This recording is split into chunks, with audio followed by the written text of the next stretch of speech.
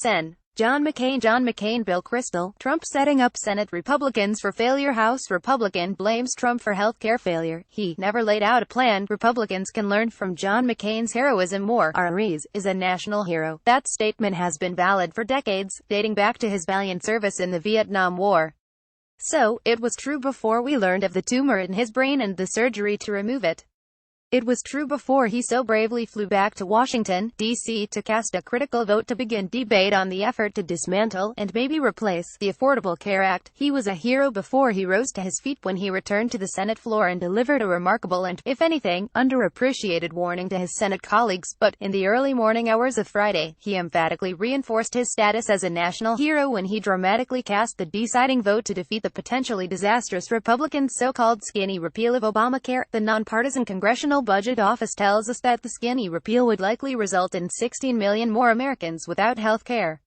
But I call it disastrous and cynical because most of the Republican senators who voted for it did not support it and did not wish it to become law. In fact, one of McCain's stated reasons for opposing it was the fear that the House of Representatives would see no other course to a victory on Obamacare repeal and would merely pass the Senate's skinny repeal and send it on to President Donald Trump. Tillerson calls on Russia to improve U.S. relations. Republicans can learn from John McCain's heroism. The memo. GOP in shock over White House drama. More for his signature. Skinny reform was cynical because no one really wanted it to become law. I spent more than 30 years in senior positions on Senate staffs and I never saw this occur before. They sought passage of a terrible bill just to provide a vehicle to move it off the Senate's plate and back to the House. The idea, then, was to hope that what the House did with the hot potato was ask for a conference committee with the Senate so that something entirely new could be dreamed up.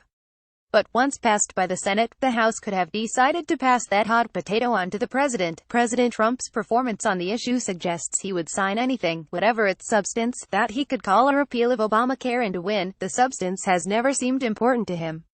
He heralded the House bill in a Rose Garden ceremony and then weeks later called that bill mean. In his clarion call to his colleagues of both parties, McCain on Tuesday urged, "Let's trust each other. Let's return to regular order. We've been spinning our wheels on too many important issues because we keep trying to find a way to win without help from across the aisle."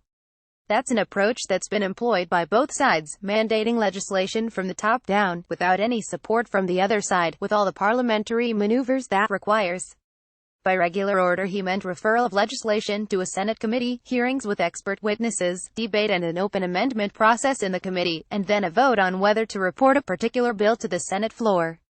But when McCain refers to mandating legislation from the top down, with all the parliamentary maneuvers that requires, I believe he is, or should be, criticizing the consideration of the bill under the reconciliation process created in the 1974 budget.